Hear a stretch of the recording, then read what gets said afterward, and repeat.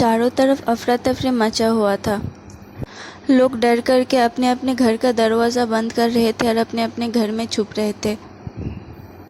बाकी जो लोग छुपने में रह गए थे वो धीरे धीरे घोस्ट पपेट में चेंज हो रहा था और अपनों को ही मार रहा था।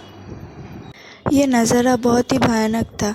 कोई कैसे ये देख सकता था कि कोई अपना अपने ही अपनों को मार रहा था, और वो भी बहुत ही बेरहमी से, बेदर्दी से, मानो कोई बहुत ही चीज़ या बहुत ही पावरफुल पर्सन उन्हें कंट्रोल कर रहा था। नज़ारा इतना बेरहम था कि उन लोगों के चीखे हवा में घुलकर धरती से लेकर आसमान तक गूंज रहा था।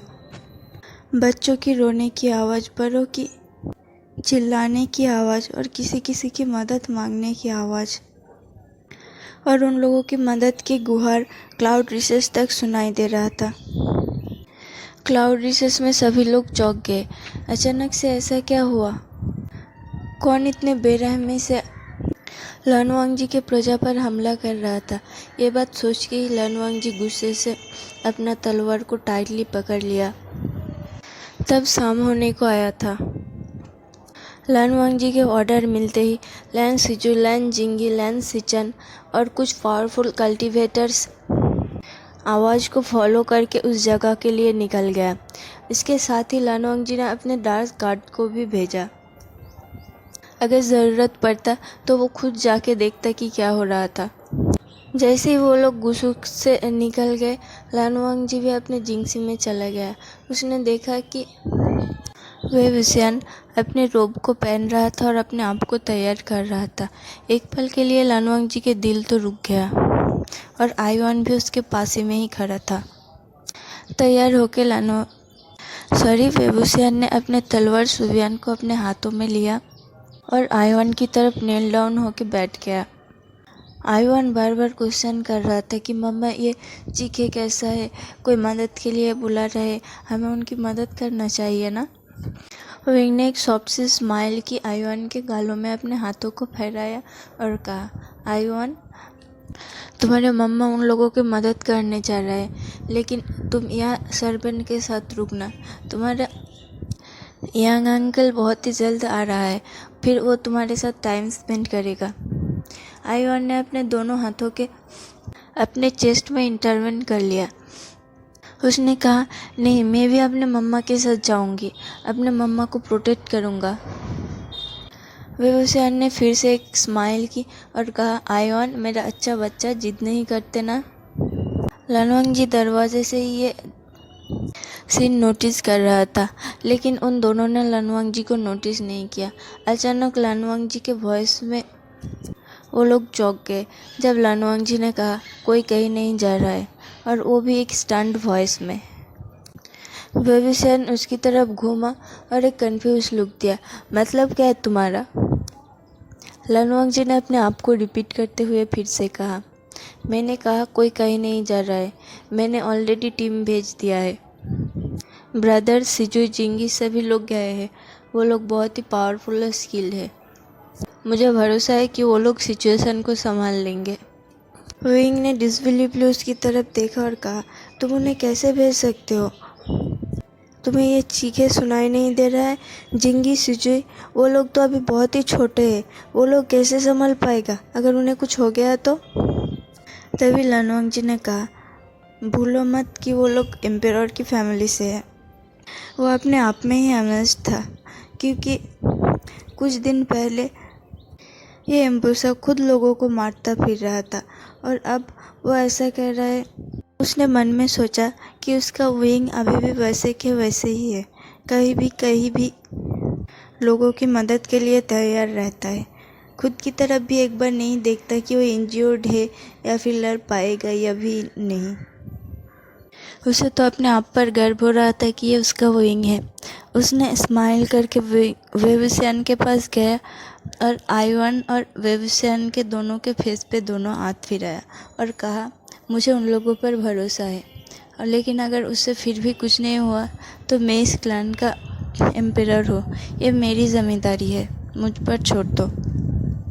तुम लोग चलो, मुझे तुम लोगों को कुछ दिखाना है, ये कह के उसने उन दोनों को वहाँ से लेके गया।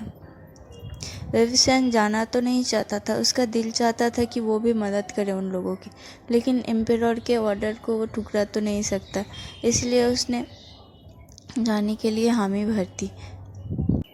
दूसरी तरफ सिजुई, जिंगी, लान सिचन सभी लोग उस स्पॉट पे पहुंच गए, लेकिन वहाँ जाके उन्होंने जो देखा वो लोग भी चौंक गए। हर तरफ खून ही खून था।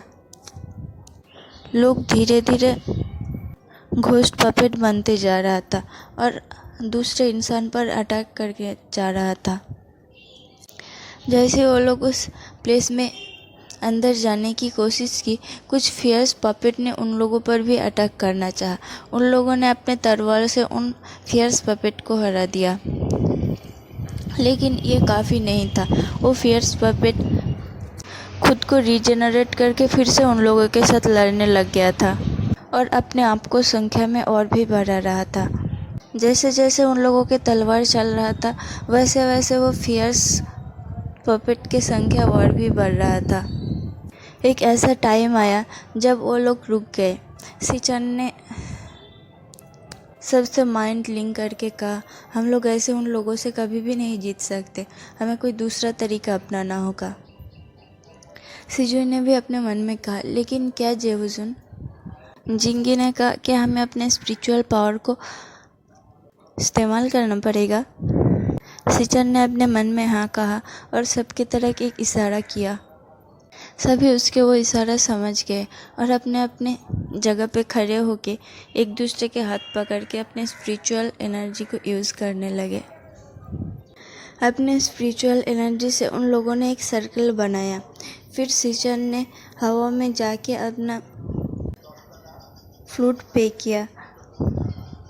उसके फ्लूट के धुन सुन के पहले तो वो सारे फियर्स कप एक पर दम से ठहर गया, फिर दूसरी तरफ भी उसके फ्लूट के धुन को फॉलो करने लगा। सिचन ने भी अपने फ्लूट के धुन से उन लोगों को उस सर्कल में लाया और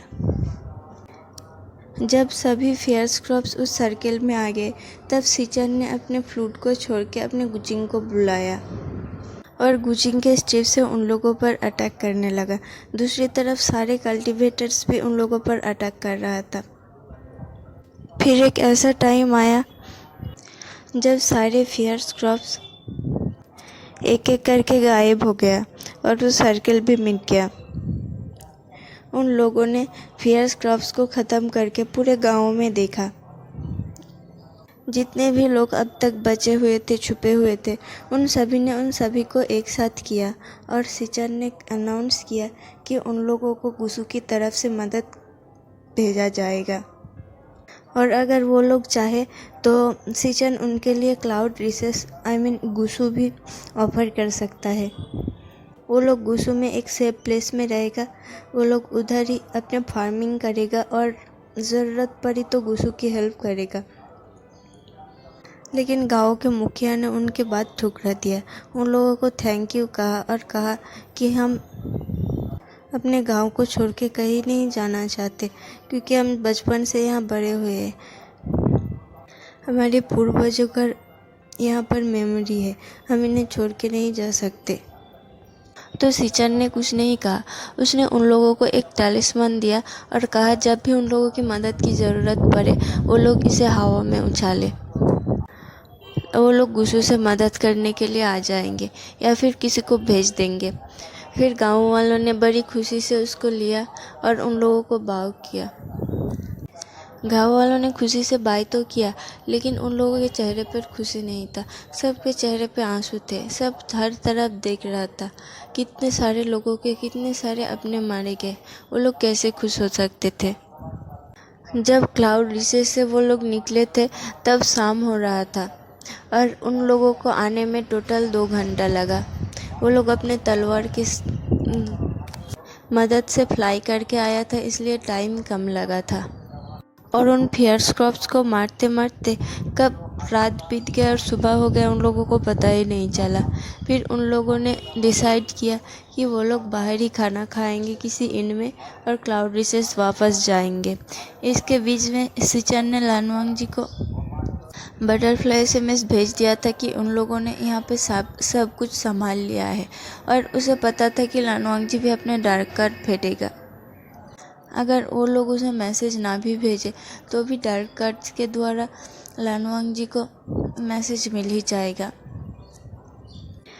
दूसरी तरफ लानवांगजी वेबुसियान और आईवान को बैक माउंटेन पे लेके आया था क्लाउड रिसेस के, जहाँ पर उसके रैबिट्स रखे हुए थे। थोड़ी देर के लिए वेबुसियान चौंक गया। उसे तो कोई आइडिया ही नहीं था कि लानवांगजी भी इतना सॉफ्ट हो सकता है कि वो छुपके से रैबिट्स को पालता होगा। वहाँ जाके लानवांगजी कुछ कैरोट्स ले आए और उन लोगों के हाथों में दिया।